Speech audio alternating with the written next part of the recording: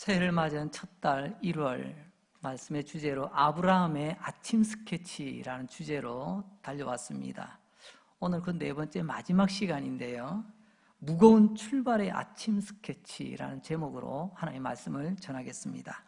하나님께서 오늘 아브라함에게 시험 문제 하나를 제출하시네요.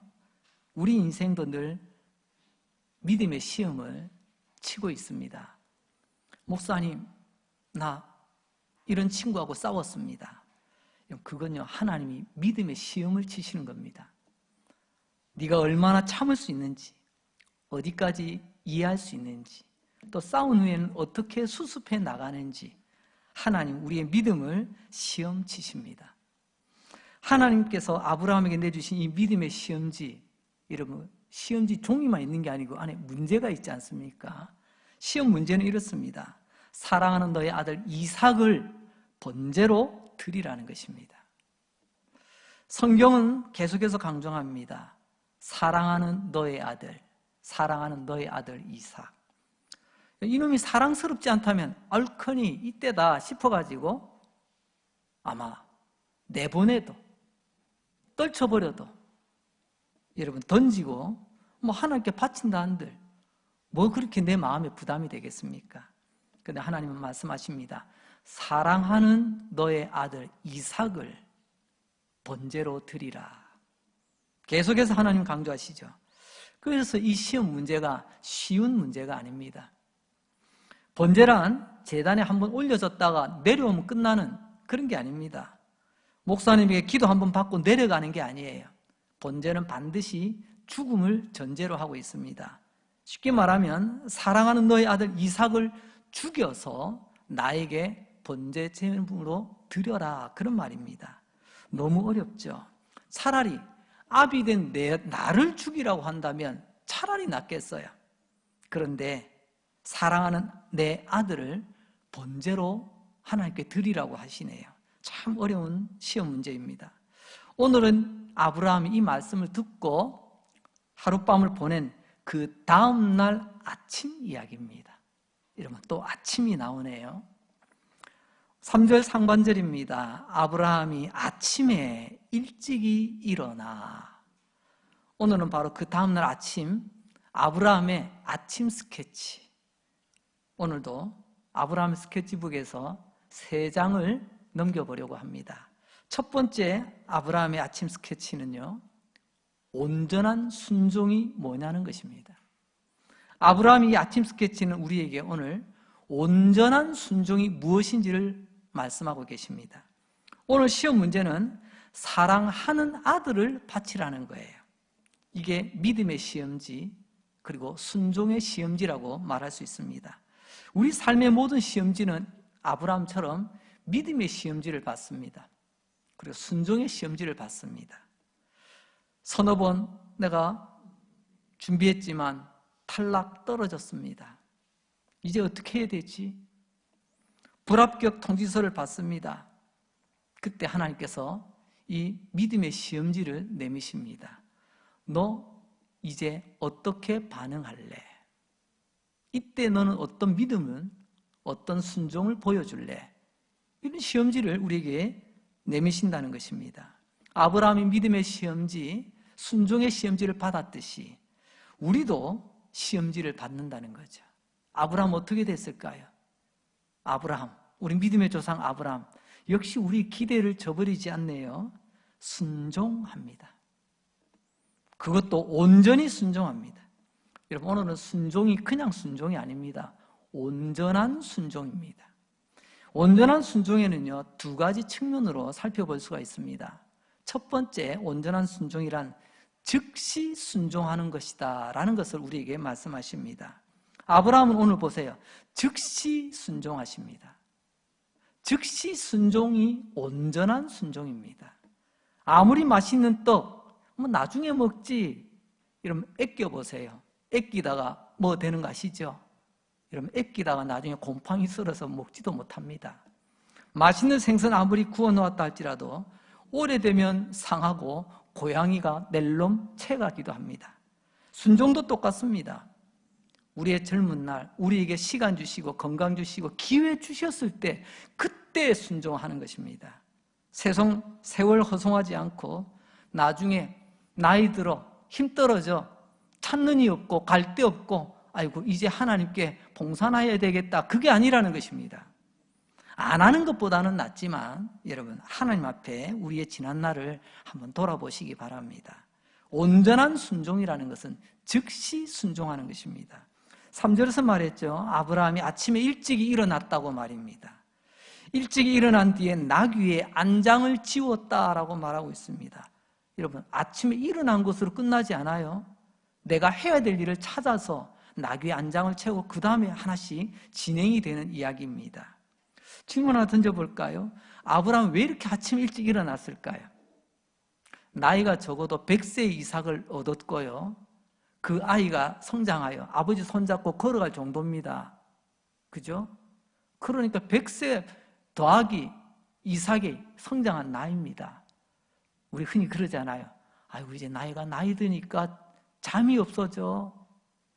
아브라함 100세가 넘은 이 고령의 노인이 잠이 없어서 아침에 일어난 건가요? 잠이 없어서 그런 게 아니라 이 아침에 하나님의 말씀에 순종하지 않으면, 이 아침에 눈 뜰 때 이때 순종하지 않으면 아이고 나중에 뭐 아침 먹고 하지 뭐, 아니야 오늘은 점심 먹고 할까? 아니 저녁 먹고 뭐 자기 전에 하지. 그러다가 에이 뭐 내일 하련다. 이게 우리의 모습입니다. 부끄럽게도 저도 목사지만 때로는 새벽 말씀 가운데 귀한 은혜를 주셨을 때 오늘 이것을 해야 되겠다. 근데 자꾸만 지금 해야 될 것을 조금 뒤에 미루고 싶은 그런 마음들이 제 마음에 가득 찰 때가 있습니다. 어쩔 수 없는 연약한 인간이라는 거죠. 오늘 그래서 아브라함이 아침 일찍 일어나서 순종한 이유가 뭐냐? 여러분, 그것을 우리가 알기를 원합니다. 그것은 바로 시간 끌다가 지금 이 마음이 어떻게 나중에 바뀔지를 모른다는 것입니다. 하나님 은혜 주셨을 때, 하나님께 내 마음의 감동, 내 마음에 결단할 수 있는 기회 주셨을 때 하나님께서는 이렇게 즉시 순종하기를 원하신다는 것입니다. 여러분, 그거 아십니까? 순종에서 가장 중요한 것은 타이밍입니다. 어떤 분들은 이야기합니다. 순종의 내용만 가지고 있는, 내가 그거 했잖아요, 나 말 들었잖아요. 그러나 여러분, 순종의 진짜 중요한 것은요, 타이밍이에요. 어떤 분들은 내가 이런 것도 했다고 결과만 가지고 이야기합니다. 근데 잘 생각해 보십시오. 순종에서 가장 중요한 게 뭐라고요? 타이밍입니다. 이 타이밍이 뭐냐? 하나님이 원하시는 시간이 있다는 것입니다. 내가 이것을 했다는 것도 중요하지만 이것을 하기 원하시는 하나님이 원하시는 시간, 그게 적절한 타이밍입니다. 내 청춘 다 지나가고 어느 세월에 하나님께 순종하시렵니까? 안 하는 것보다는 낫겠지만 여러분, 좀 더 분발하시길 바랍니다. 하나님이 원하시는 시간이 있습니다. 내가 원하는 시간에 순종하는 게 아니고요, 하나님이 원하시는 시간에 순종하는 것, 그게 즉시 순종입니다. 더 이상 늦지 않게 여러분, 오늘도 하나님이 우리에게 내미신 그 시험지 잘 받아서 오답이 아니라 정답을 기록할 수 있길 바랍니다. 성경에 보면 이 이삭의 아들, 이제 에서가 나오죠. 에서는 이삭의 맏아들입니다. 물론 쌍둥이로 태어나서 조금 일찍 태어난 형이지만 그래도 형은 형입니다. 그런데 에서의 특징이 뭐죠? 에서는 늘 한 발 늦습니다.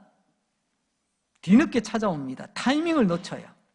그래서 결국 에서는요, 아버지 이삭으로부터 받을 축복이 하나도 없습니다. 타이밍을 놓쳐서 그런 겁니다. 그래서 순종이, 타이밍이 얼마나 준중한지 오늘 아브라함의 모습을 통해서 우리는 보게 되는 거죠. 그래서 타이밍을 즉시 맞춘 이러한 아브라함의 순종을 뭐라고 부른다고요? 즉시 순종이라고 말합니다. 그냥 순종하면 아브라함의 길이 아닙니다. 즉시 순종하는 것이 아브라함의 길이에요. 믿음의 길이요, 복된 길이라는 거죠. 두 번째로 아브라함의 이 온전한 순종은요, 과정이 참 신실합니다. 아브라함의 순종이 온전하다는 이유는 결과만 된 것이 아니라 순종의 과정 또한 하나님 보시기에 참 좋았다는 것입니다. 아브라함은 결국 순종했습니다. 목표 달성했습니다. 우리는 간혹 그럴 때가 있습니다. 제가 종종 그렇게 표현하죠. 아들아, 너의 과정은 묻지 않겠다. 시험 성적표만 잘 받아와라. 그럼 이 아이가 어떻게 할까요? 온갖 부정행위를 통해서라도 점수만 잘 받으면 될까? 이렇게 삐뚤어질 수도 있습니다. 여러분의 남편 밖에서 땀을 쏘고 이제 소득을 가지고 옵니다. 근데 아내가 이야기합니다. 여보, 당신이 밖에서 무슨 짓을 하는지 날 묻지 않겠어요. 그냥 따박따박 통장에 월급만 든든하게 두둑하게 넣어주세요. 과연 그게 옳은 일일까요? 세상도 그렇고 교회도 그렇습니다. 우리는 때로는요, 목표를 이룬 사람 결과만 가지고 우아할 때가 참 많이 있습니다. 목사님, 저 사람이 공무원 몇 급이래요. 목사님, 저 사람이 사업을 이만큼 한대요. 여러분, 이런 사람 하나님께서 과연 큰 일로 쓰실까요? 결과만 가지고 하나님 쓰시지 않습니다. 하나님은 과정이 얼마나 중요한지 오늘 다시 한번 이야기합니다. 순종했다. 여기로 끝나지 않고요. 어떻게 순종했다. 하나님은 그것을 보기를 원하십니다. 알고 보면 우리 하나님 참 섬세하십니다. 우리의 모든 순종의 과정 하나하나를 눈여겨보시며 그 과정의 세밀한 기쁨을 즐기시는 분이 우리 하나님이십니다. 그래서 3절 다시 한번 제가 읽어보죠. 아브라함이 아침에 일찍이 일어나 나귀의 안장을 지우고 두 종과 그 아들 이삭을 데리고 번제와 쓸나무를 쪼개어 가지고 떠나 하나님이 자기에게 일러주신 곳으로 가더니, 제가 한 6군데 동사를 강조하며 읽었습니다. 여러분 보세요.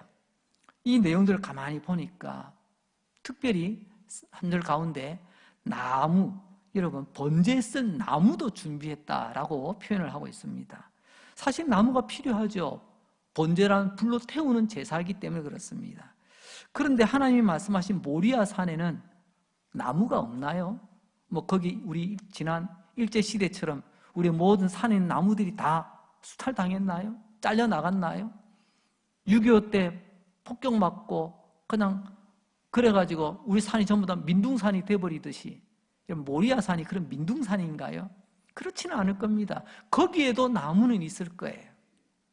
그런데 3절을 보십시오. 나무를 준비해 갑니다. 근데 나무를 어떻게 준비해 나가죠? 그냥 밑둥 잘라서 질질 끌고 가는 게 아니고요. 그 나무를 쪼개요. 번제드리기 딱 좀 미리 준비해 가는 겁니다. 미리. 이게 아브라함이 준비해 나가는 과정이에요. 이게 순종입니다. 이게 믿음입니다. 우리의 순종과 아브라함의 순종의 차이가 좀 느껴지십니까? 아브라함의 믿음과 나의 믿음이 왜 다른지 이제 좀 느껴지십니까? 아브라함의 마음이 뭐 그리 편하겠습니까? 잠시 뒤면 아들을 죽여야 되는데요.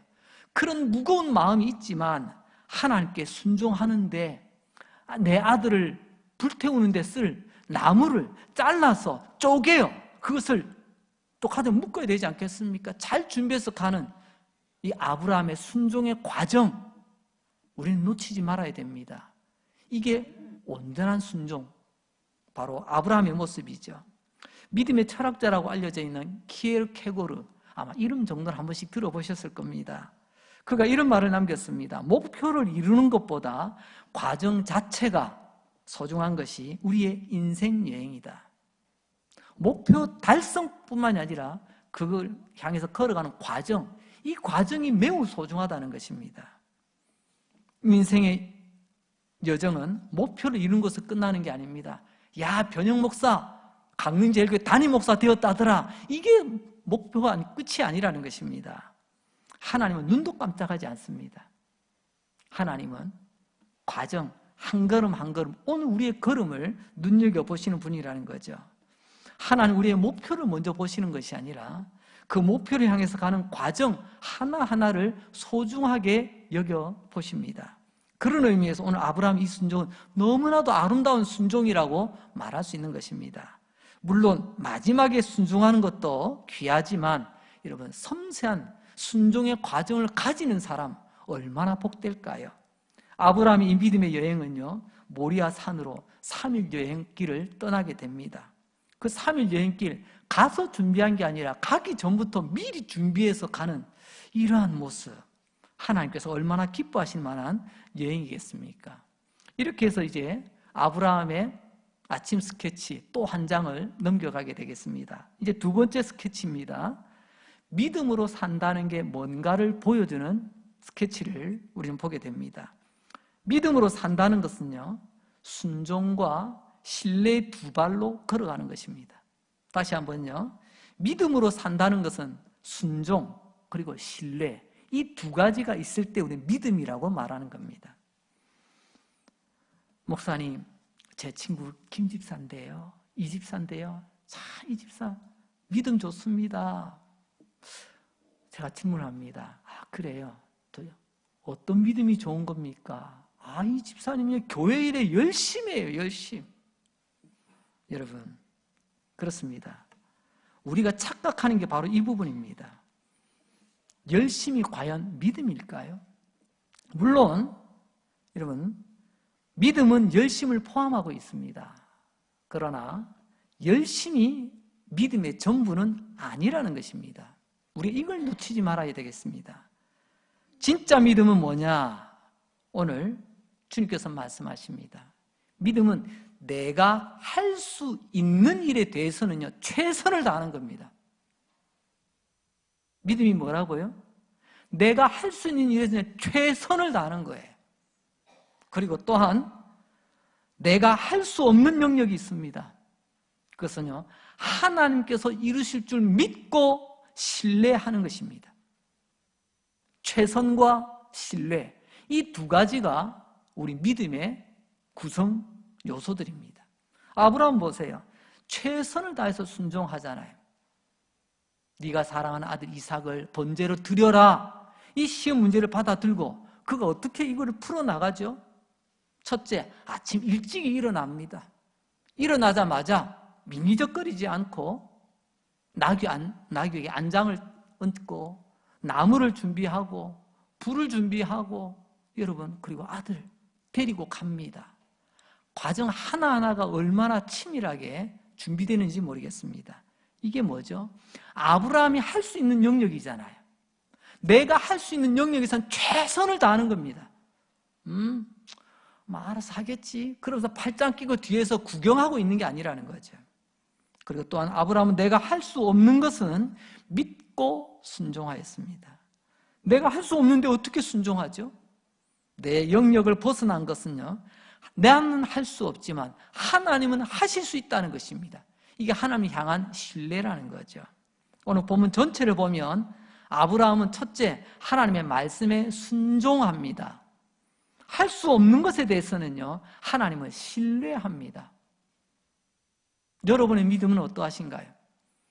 여러분은 하나님 앞에서 내가 할 수 있는 영역에서 최선을 다하고 계신가요?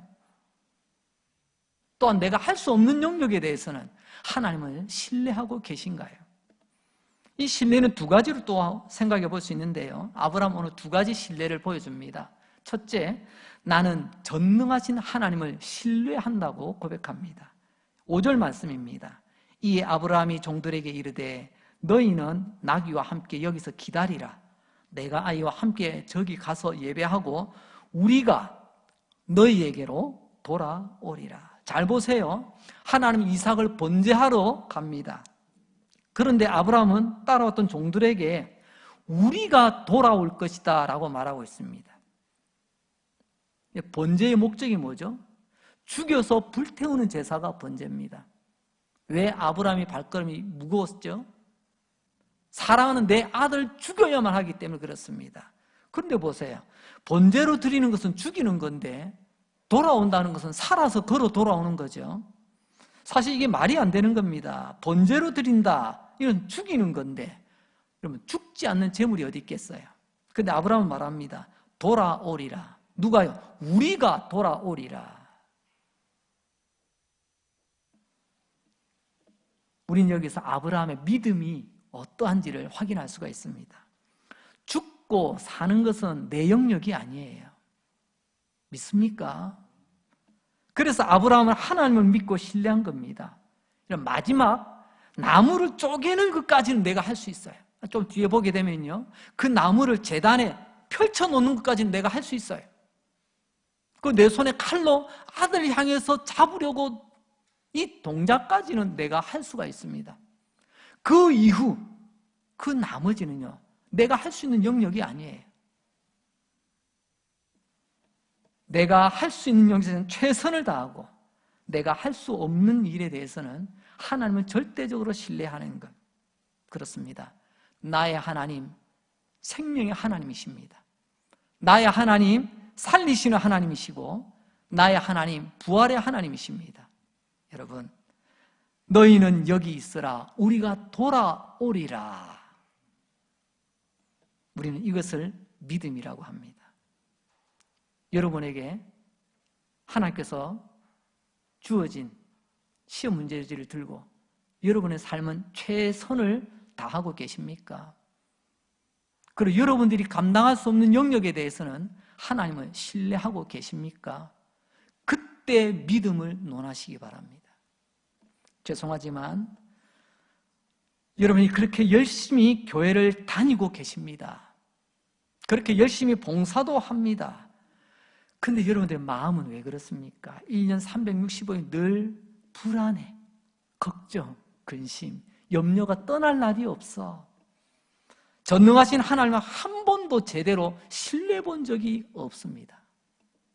믿음이라고 하기에는 너무 부끄럽지 않나요? 그건 믿음이 아닙니다. 그럼 뭐죠? 그건 종교적 열심에 불과합니다. 하나님을 신뢰하시기 바랍니다. 하나님이 여러분을 살리실 것입니다. 하나님이 여러분들을 일으키실 것입니다. 하나님이 여러분들이 할 수 없는 일을 전능하신 하나님께서 행하실 것입니다. 이제 두 번째로 하나님을 신뢰한다는 게 뭐냐? 아브라함은 고백합니다. 나는 준비하시는 하나님을 신뢰한다고 말입니다. 7절 말씀입니다. 이삭이 그 아버지 아브라함에게 말하여 이르되 내 아버지여 하니 그가 이르되 내 아들아 내가 여기 있노라. 이삭이 이르되 불과 나무는 있거니와 번제할 어린 양은 어디에 있나이까? 이 아들 이삭이 아버지 속도 모르고 아버지 불씨도 준비했고 여기 보니까 나무단도 땔감도 준비했는데 그러면 제물이 있어야 되는데 제물로 들 어린 양 어디 있습니까? 실제로 번제를 드릴 때는 세 가지가 필요하죠. 불 붙일 불, 요즘에 라이터 이런 게 있어가지고 불에 대해서는 불편함이 없지만 여러분 그때 그 옛날 그 시절을 보세요. 불씨를 잘 준비해 가야 됩니다. 두 번째는요, 불을 붙여 태울 땔감 나무가 있어야 되죠. 세 번째로는요, 그 불로 태워야 될 제물, 어린 양이 있어야 됩니다. 이 철없는 아들, 아버지의 마음을 무겁게 하는 질문을 던집니다. 번제할 어린 양은 어디 있나이까? 그때 뭐라고 대답해야 되죠? 정답은 너다 이놈아. 네가 어린 양이다. 네가 죽을 제물이다. 라고 말하면 됩니다. 근데 그게 어디 쉽습니까? 아버지의 마음이 참 무겁습니다. 아버지는 대답 대신에 입을 꾹 다물고 있습니다. 장기나 바둑을 두는 가운데 연관된 속담 중에 하나가 이런 게 있습니다. 장고 끝에 무슨 수를 두죠? 묘수가 아니고 악수를 둔다는 말이 있습니다. 장고, 오래오래 생각해. 내가 이렇게 두면 상대는 이렇게 두겠지. 그럼 난 이렇게 해야지. 그 다음에 이렇게 머리가 복잡합니다. 그래서 너무 오래 생각하다 보니까 나중에 딱 뒀는데 세상에 이거는 묘수도 아니고 악수, 떡수를 둡니다. 그래서 장고 끝에 악수 둔다 이런 말이 있어요. 오늘 아브라함 아들의 이야기를 듣고 참 속에서 그야말로 오만 생각이 다 들 겁니다. 여러분 생각이 많아지게 되면요 나중에 결정장애가 옵니다. 이러지도 못하고 저러지도 못하고 아시죠? 아브라함이 그럴 수 있습니다. 오늘 이 아브라함, 아버지, 번제할 어린 양은 어디 있습니까? 차마 여기까지 올라온 대답을 내뱉지 못하고 속으로 삭히며 온갖 복잡한 생각을 할 때 아버지 마음이 흔들릴 수가 있습니다. 비록 여기까지는 왔지만 거기서 무너질 수가 있다는 것입니다. 아니면 차라리 안 되겠다 얘들아 손잡고 가자, 도저히 나는 못하겠다 그러면서 손잡고 집으로 돌아올 수도 있다는 것입니다. 그런데 아브라함은 너다라고 말하지 않고 8절을 한번 보세요. 아브라함이 이르되 내 아들아 번제할 어린 양은 하나님이 자기를 위하여 보세요 친히 준비하시리라 하고, 하나님이 준비하신대요. 제물은 너가 아니라 아브라함은 믿었습니다. 하나님이 준비해 두셨을 것이라고. 우리는 이 하나님을 여호와 이레의 하나님이라고 부릅니다. 이레라는 말이 히브리어로 준비한다는 말이거든요. 목사님, 하나님을 준비하시는 하나님, 제가 예전에 이렇게 찬양했습니다. 주님 내 길 예비하시니 나 기뻐합니다. 막 박수 치면서 목이 터져라고 그렇게 찬송 불렀습니다. 그런데 그렇게 노래 부르고 기도했는데 왜 나는 준비하신 그 하나님을 만나지 못합니까? 이런 볼멘 소리를 할 수가 있습니다. 하나님이 준비하시는 하나님, 여호와 일의 하나님이라고요? 내 사전에 내 인생에 그런 하나님은 없습니다. 아마 그런 분이 혹 계실지도 모르겠습니다. 제가 한번 묻고 싶은 말이 있습니다. 여러분은 아브라함처럼 믿음으로 살았습니까? 살아계신 하나님 여호와 이레의 하나님을 믿고 살아간다면 올해 말 12월 31일 송구 영신 예배를 드리며 한 해를 돌아볼 때 하나님, 역시 하나님이 내 인생 준비해 주셨군요. 내 가는 길 주님께서 인도하셨고 그때마다 하나님께서는 나의 필요를 채우셨고 나를 위해 먼저 준비해 주셨군요. 이렇게 믿음으로 사는 사람이 여호와 이레의 하나님을 경험할 수가 있습니다. 반대로 말하면 믿음으로 살지 않기 때문에 여호와 이레의 하나님을 경험할 수가 없는 거예요. 하나님을 도무지 신뢰하지도 않으면서 하나님 그렇게 한번 해주시면 내가 믿을게, 항상 조건부입니다. 아브라함 믿고 나아가는데 우리는요 결과 보고 믿겠답니다. 하나님이 내 인생 준비하신다고요. 우리 하나님 향해서 이런 믿음을 꼭 가져야 될 줄 믿습니다. 어쩌면 이 아브라함은요 큰 믿음의 사람이 아닙니다. 오히려 아브라함은 크신 하나님을 믿었습니다. 다시 한번 정리합니다. 아브라함의 믿음이 큰 게 아니고요, 아브라함은 크신 하나님을 믿었던 사람입니다. 여러분, 우리가 이 믿음을 가질 때 우리가 지금까지 보지 못하고 듣지 못하고 경험하지 못했던 하나님의 온갖 놀라운 역사들이 일어나게 될 줄로 믿습니다. 이제 세 번째 스케치북 한번 넘겨보겠습니다. 그것은 하나님도 인정하시고 하나님도 놀란 순종이라는 것입니다. 하나님은 이 아브라함의 순종을 인정하시고 깜짝 놀라셨습니다. 마침내 모리아산에 도착했죠. 9절에 보니까 아브라함이 돌로 제단을 쌓습니다. 그리고 가져온 나무를 그 위에 벌려놓습니다. 펼쳐놓는 거죠. 참 아브라함 대단합니다. 나무를 쪼개어 준비한 것도 대단한데 거기 와서 내 아들 불태울, 여러분 그 자리에 나무를 쫙 펼쳐놓습니다. 9절에서 제일 중요한 말이 바로 이 나무를 펼쳤다는 말일 것입니다. 나무를 펼쳤다. 단순히 불 때기 전에 행동으로만 끝나는 게 아니고요. 이것은 아브라함이 하나님 앞에서 내 인생의 무대에서 나의 믿음을 펼쳐 보이는 겁니다. 하나님, 나는 여기까지 준비합니다.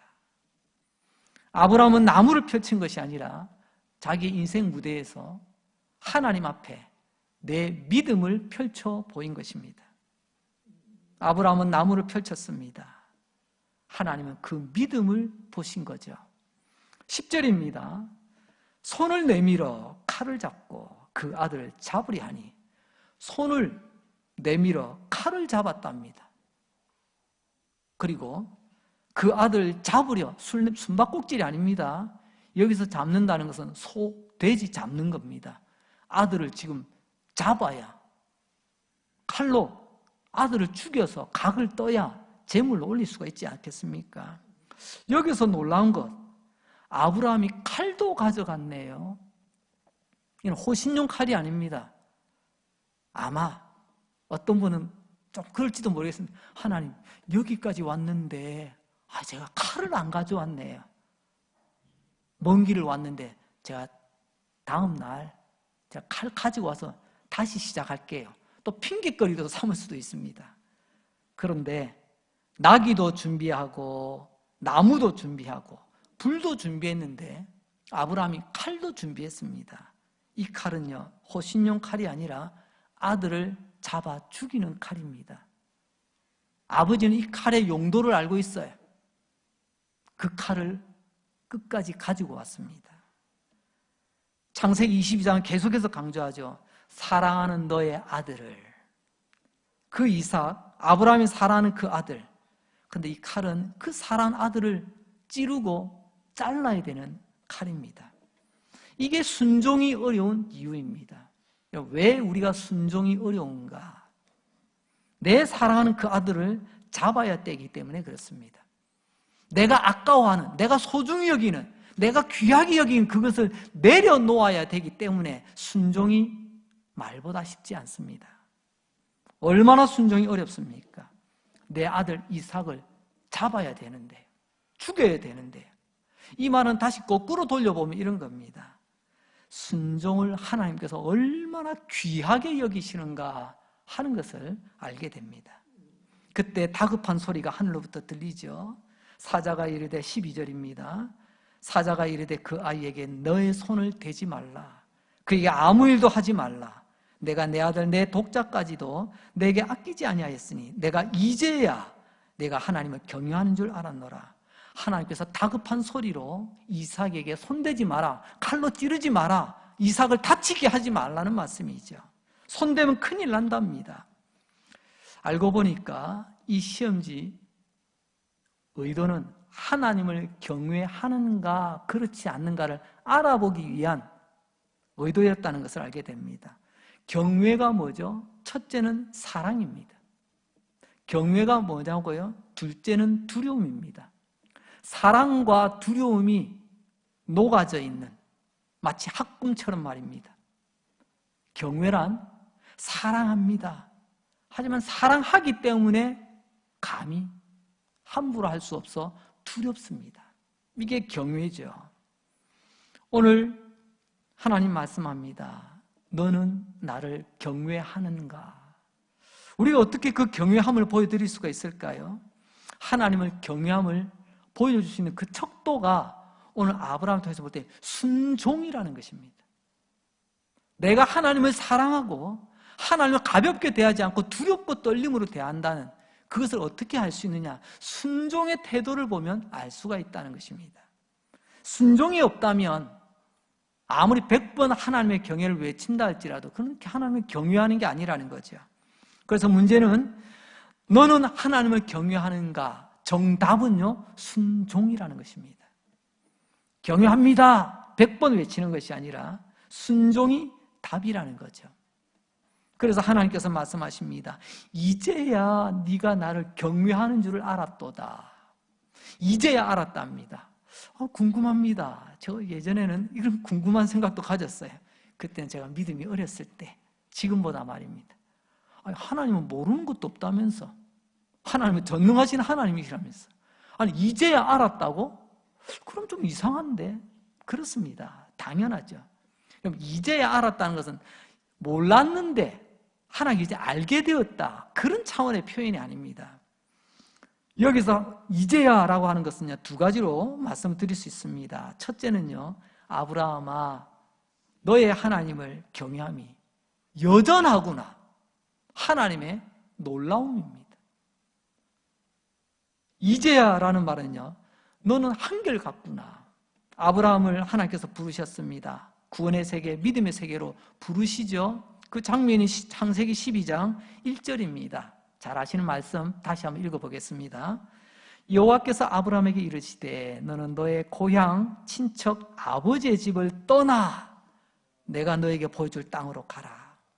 하나님께서 아브라함을 믿음의 세계로 부르셨습니다. 그런데 왜 하필이면 고향, 친척, 아버지 집을 떠나라고 하는 거죠?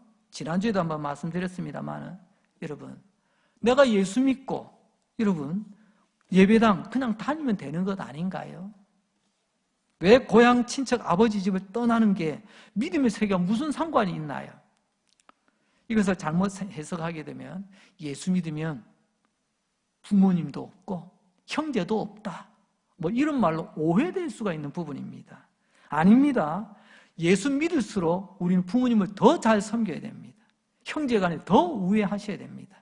특별히 이제 지금 설 명절 기간 지금 가지고 있는데요, 이번 기회를 통해서 믿는 자는요 살아계신 부모님을 더 잘 섬기는 사람들입니다. 돌아가시고 난 뒤에 뭐 제사 드린다고 하는 사람들이 아니고 살아있을 때 우리 형제들과 우애하고 우리 부모님을 잘 섬기는, 이게 예수 믿는 사람의 특징이에요. 그 옛날 아브라함 시대, 지금으로부터 수천 년 전 그 시대에는요 고향과 친척, 아버지는 쉽게 말하면 부족이죠. 그들을 떠나면 이방 세계에선 아무도 내 생명을 보장해 주지 않습니다. 그래도 내 고향, 그래도 내 친척, 그런데 아버지 집이 나를 보호해주는 울타리예요. 나의 든든한 백입니다. 그런데 이것을 떠나면요 아무도 나를 지켜주지 않지 않습니까? 그런데 아브라함은 떠납니다. 그럼 아브라함이 언제 떠나죠? 75세의 이 말씀을 듣고 떠납니다. 우리는요 이제 75세쯤 되면요 나 이제 은퇴하고 이제 뒷방에서 편안하게 쉬면서 나에게는 아무것도 요구하지 마, 난 그냥 가만히 이대로 있을래, 그런 생각들이 참 우리에게 많이 있습니다. 그런데 아브라함은요 75세에 새로운 출발을 가집니다. 하나님의 말씀을 듣고 나를 든든하게 보장해주는 고향, 친척, 아버지를 떠나 새로운 믿음의 길을 출발합니다. 왜요? 하나님께서 나를 지켜주실 것이다, 이 믿음으로 출발하는 거죠. 그런데 오늘 본문에서 이제야 라고 말하는 것은요 다른 사람은 꿈쩍도 안 할 텐데 너는 75세 그 노년에도 너는 내 말을 듣고 떠나더니, 나의 말을 가볍게 듣지 않고 무겁게 여기면 나를 경외하더니 지금도 여전히 그렇구나. 하나님의 감동이죠. 이 믿음, 하나는 신뢰요, 하나는 사랑입니다. 하나님을 신뢰하기 때문에 75세에도 고향, 친척, 아버지를 떠나는 결단이 있을 수 있었고요, 사랑하기 때문에 변함없이 하나님을 섬기는 것입니다.